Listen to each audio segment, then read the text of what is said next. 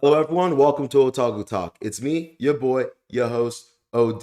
And today we'll be reviewing and analyzing chapter 338 of My Hero Academia. However, before I begin this review, I just want to take a second to say hi, how you guys doing? I just want to thank everyone that has followed me from my old channel that was curious enough to figure out where I've gone, what happened, to find my videos again.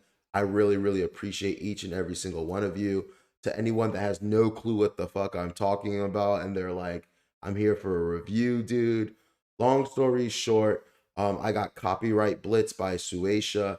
YouTube didn't even bother to check my appeals or anything like that. I got the 3 strikes and I was out. Not only did they delete my original Otaku Talk OD channel that had a couple hundred subscribers, but they completely disabled, blocked, deleted, whatever you want to call it, every other channel that was registered under my email.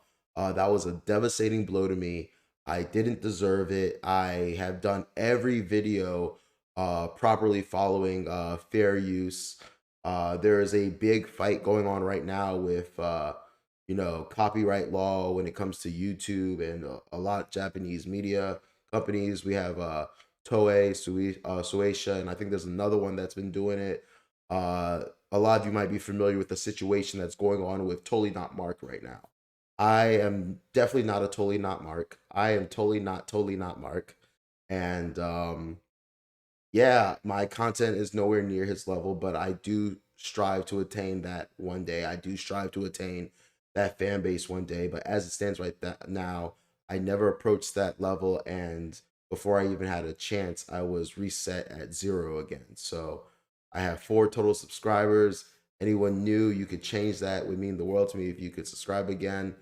Otherwise, I'm just, I'm going to keep doing what I'm doing. I'm not going to give up. I'm going to keep pumping out content and I'm going to keep trying to make greater content.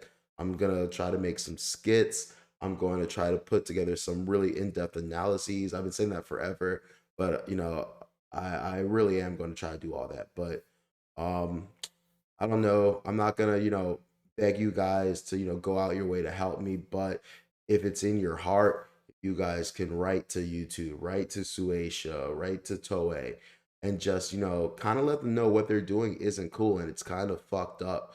And, I totally get not wanting for their IPs to be abused and, to be ripped off and stolen from. But, you have to honor fair use agreements. What I do is transformative content. I don't just, paste panel by panel, page by page of what happens in each chapter. I use the relevant scenes, the relevant panels, relevant pages, and I talk about them. So it is what it is. You live and you learn. Like I said in my other video, I'm obstinate and indignant, so I'm going to continue to use the panels and pages that I have. I'm within the rights to do so, and if it happens again, oh, what the fuck ever, I'll figure it out. But once again, if you followed me through all of this, I really appreciate it. And if you're new here, please like, share, and subscribe. It would mean the world to me. Anyway, without much further ado, let's get into the review. Also, if I sound a little weird, I have a sore throat. I don't think it's corona. I think it might be my hookah, but I've had a sore throat for the last 2 days now. So yeah, sorry about that.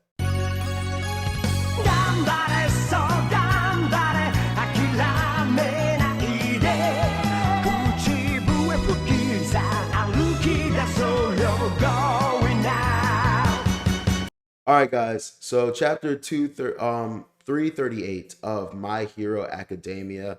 Let's get into it. I'm actually kind of happy that well, I was gonna say kind of happy that my channel got taken down when it did, because I'm not happy about that, but let me explain what I'm getting at. Long story short, after that happened, I kind of, hit a depressive slump, was kind of super blown about what happened, and decided, I'm gonna keep doing videos, but I decided to take a break for the next week or so. And it worked out because One Piece didn't have a chapter come out, but apparently My Hero had a chapter every week that came out. I didn't really notice. But all three chapters that I missed reviewing are pretty much like, well, it makes sense that they're all related to the same thing, but it's about the traitor. And at the last review I did, I was under the impression that it was, I forget her name at the time, not her name at the time, her name, but it was the invisible chick. I was like, okay, that's an interesting twist. It's a character that I never really suspected, I never really saw around. She never really did anything useful in my opinion. But then, I come to find out, oh wait, it's not her. It's what's his name? My naval laser, bro. And I was like shocked, and I was like, it's this guy, really? And I do like the whole fact that he was quirkless, that he was given a quirk. His parents were so desperate for him to have a quirk, they did through any means, and now they've gotten themselves in this situation. That's a cool little backstory. That's a cool little explanation of why things are the way they are, why he's doing what he's doing. And it also makes a lot of sense why he's so happy about his power. I always thought his power was trash. I always thought his power was fucking trash. But like I can see why someone who's quirkless having even a shitty power would bring such pleasure to them. I thought he was just vain and arrogant. But now I see him in a different light of like where that like pride in his like quirk comes from. Anyway, that's all well and good. That's all cool and dandy, but there is something I have to say. I'm not trying to be a negative Nancy. I'm not trying to, shit on the series, but I do have to say that I am not a fan at all of this of basically what happened after they found out he was I feel the exact same way I felt when I was complaining about the whole situation with Stars and Stripe and how it felt like she was merely a plot device, like merely like she was a Diablo ex machina. Because I was like, one of, well, that's a lie. I wasn't going to say one of two things. I literally thought, okay, so here's what's going to happen. Stars and Stripes is going to show up. She's going to, hold her on for a little bit. She's going to, go wild. We're going to be like, yeah, yeah, yeah. We're going to think she has it. And then some way, somehow she's going to lose. And then, All for One is going to obtain this ridiculous power. And I was like, I really, really hope that's not the situation because that would be super lame. He's already powerful enough, he's already strong enough, and now he's going to get this other broke power. And we met this super cool hero just for the sake of giving All for One a buff.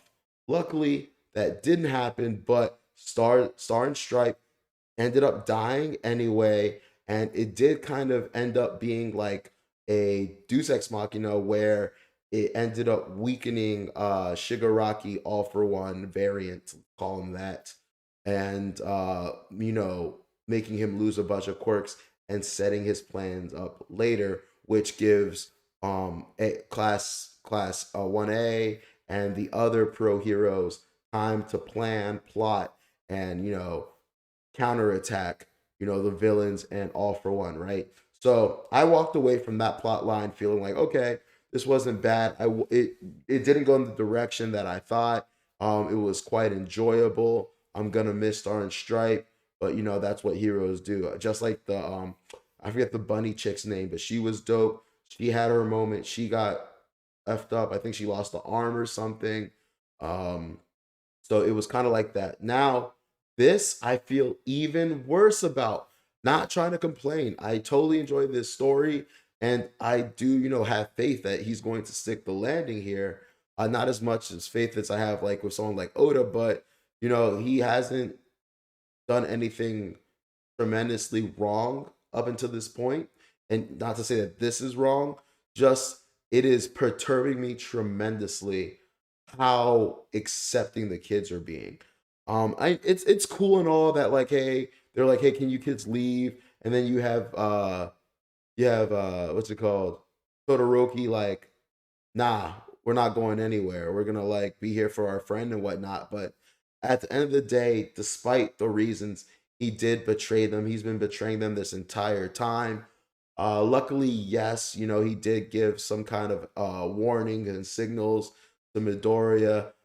Yes, he wasn't really trying to do this. It was against his will, but the fact remains that there was a traitor within their midst.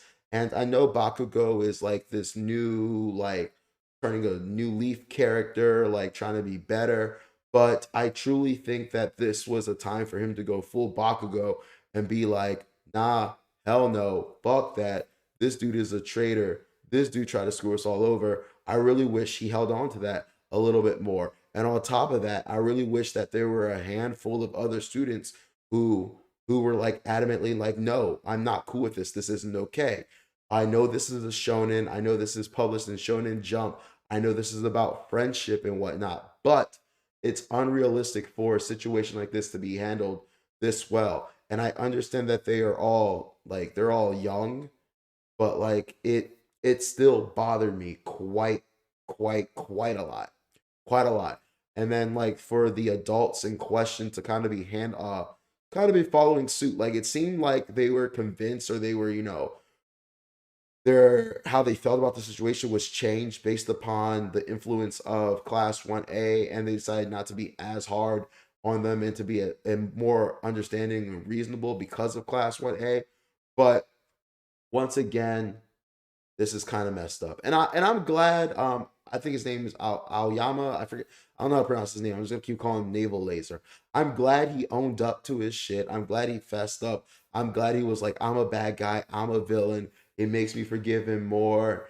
I like the fact that he didn't try to talk his way out of it. I'm glad he didn't try to be like, I had no choice. I had no choice. They forced me. Blah blah. Like, yes, he talked about being forced, but he didn't make it out to be like, please don't do anything to me. This isn't my fault. Like, he fully embraces the responsibility of what he did. And that's the one thing I will say that I did respect in these numerous chapters, that he never tried to shirk the responsibility, none of that. He took it on the chin. So I will always like, he's got that in my book. That, like, straight up. Like, that's what it is. But I really truly fully believe that there should have been there should be one or two, three people who are like, no, fuck that, he betrayed us. Like, I can't trust him. I can't believe him. Ooh, like, he could be faking right now, yada yada. That's a reasonable human response, even though they're heroes. And then I would have liked for a large number, like one, two, maybe three max, to just be like adamantly upset, initially mad about it. And then I would love, like, at least, a large, I was gonna say majority, but not majority, but like at least like 30% of class 1A to be like conflicted. You know what I mean? To kind of be like, you know what? I completely understand what happened to him. I completely understand that he didn't want to betray us, that it was out of control. But there's a part of me that can't forgive him. There's a part of me that no longer trusts him, that's worried about him, because that, in my opinion, even more so than being quick to anger, is true human nature. Is true rationality. It's like there are moments in our life where things happen, and we know this is how we should feel about it, or we know this is how we shouldn't feel about it. But regardless of knowing these things, we can't help who we are and how we feel and what we think. That's just how it is. That's just how we feel. We can't help it. Like, when you're mad about something, you're mad about something. When something upsets you, when something gets to you, it gets to you. Sometimes there's no rhyme or reason for it. It just affected you in that way. And it's just not believable for me. And it just doesn't sit well for me that, hey, there was a trade, like, and it just kind of makes the whole story, it seems like an afterthought. Like, there's so many problems with this. It seems like, okay, there was this big whole traitor reveal that like happened forever ago. This like was set up many chapters ago, right? This was set up many chapters ago. All right, there's a traitor. Then we find out the traitor. Then two chapters go by. We forgive. Actually, not even two chapters. Like, Deku forgives him literally in the next chapter when he's brought over by Invisible Girl. Like, immediately he's like, is this true what you did? Blah blah blah, yada yada yada. Just catches them, and it's Deku, so I expected this from him. You know what I mean? Like, It's Deku. It's Deku. Like I'm not shocked or surprised in the slightest, right? But for every single body else to just be like, it's cool. It gives no weight to his actions. It feels hollow. It feels insecure. It feels almost as if, and here's the part that's getting to me. Ready? It feels almost as if what was the point of this entire plot thread? And then you realize, well, what are they about to do? They're going to use naval laser to feed all for one false information, therefore getting the jump on them, right? But like, it's a good plan. It makes sense. But man, what a easily resolved, plot convenient thing to happen. I normally post this in the videos, but I don't feel like I don't have time to super not well. It's not super editing, but uh, normally I do that part from the screen rant pitch meetings, right, where it was super easy, hardly an inconvenience, right? That's how it. That's how this felt. Like, oh, so how did the traitor plot get resolved? It was super easy, hardly an inconvenience. It was naval laser. Everyone forgave him. Now we're gonna use him to betray all for one, and it's like, okay, kind of makes everything devoid of tension. But all right then, maybe the mangaka is going a route with it where he's gonna lull us into a false sense of security with the fact that, hey, we have the upper hand finally in this. Not only has he lost a bunch of his quirks, but now we have the inside scoop on him, and we can control the narrative and the information that he receives. But then it's like, all for one specifically said that what happens if something doesn't go right? He just tosses aside the person, right? And so I have a feeling, All for One's not stupid. He's not an idiot. So if he feels like something is off, if he feels like the information that is being given to him is kind of, corrupted or adulterated in some way, shape, or form, he's not going to act or proceed in the fashion that he was normally going to do. Or he's going to have, multiple contingencies upon contingencies upon contingencies in which to act upon, right? And so I feel like that's going to be a situation where they think, oh, we're feeding him false information, yada, yada, yada, but he's hip to the thing the whole time. But then again, I don't know. It's just making for a convoluted story. Um, I didn't want this to be dragged out. I don't want this to go on for chapter upon chapter upon chapter. Like, I hate him, forgive him. I hate him, forgive him. I hate him, forgive him. Like, because we've been stalling with the Dark Deku arc, then we kind of stalled again with the Star and Stripe arc, which once again, it's good story. It's good story. It's good plot. I don't want to make it sound like I'm saying stall because it's legitimate story, but like, where are we going from here? When are we gonna get there? And what is the culmination of all of it, right? So I'm gonna leave it here for now. What did you guys think? Are you okay with how Class 1A reacted? Are you okay with how quickly they forgive them? Are you okay with how well everyone is treating them?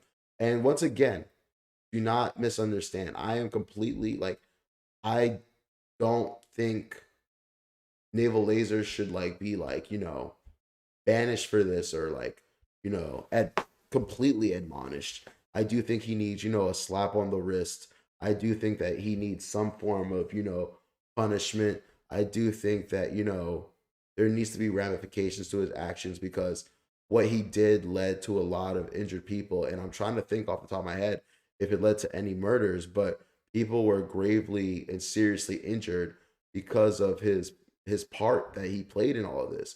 He is responsible to a certain degree, and I think they all acknowledge that. But yeah, man, something needs to happen. Also, I'm very curious about why he's not blowing up. I'm wondering if the ability to booby trap quirks was something given to All for One later on, or this is all part of the ploy.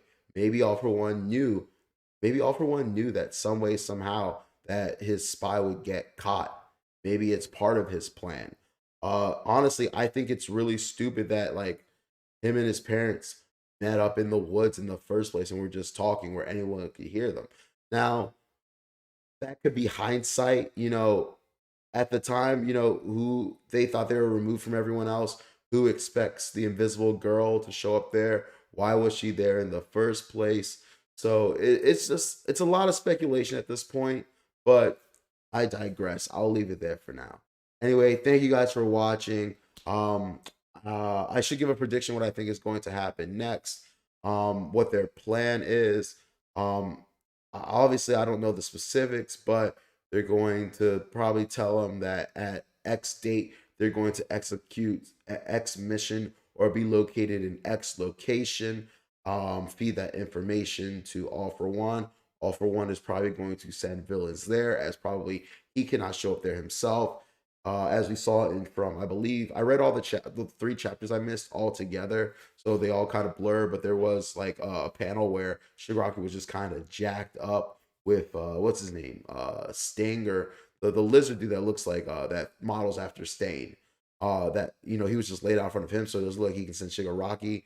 So he's probably going to send some villains to do something, and maybe they might capture them. It might be the rematch of Todoroki versus like Dabi and stuff like that. Oh, speaking of, I forget to touch on this.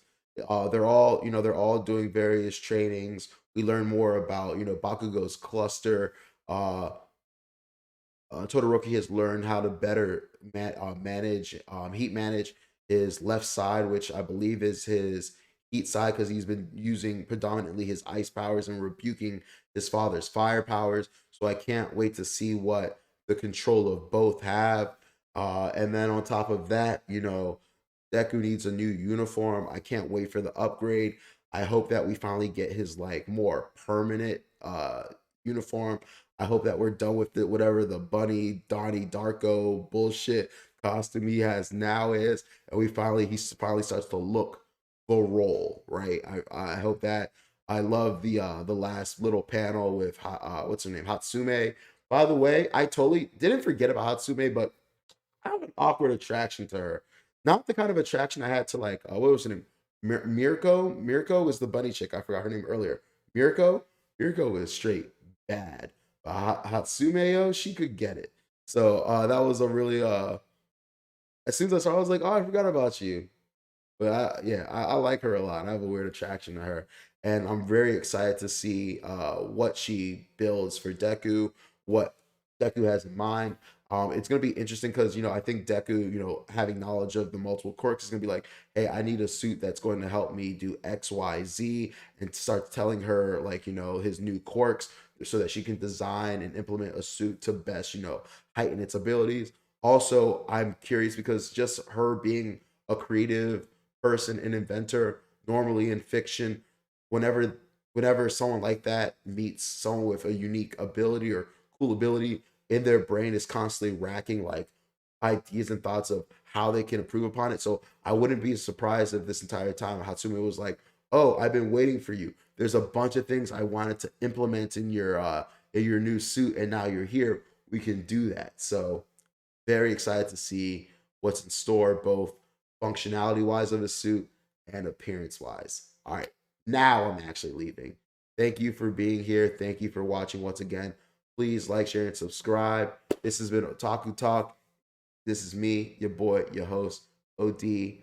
Have a great weekend. And if I don't do a review if you guys don't see me by the next by the holidays, Merry Christmas, Happy New Year, take care.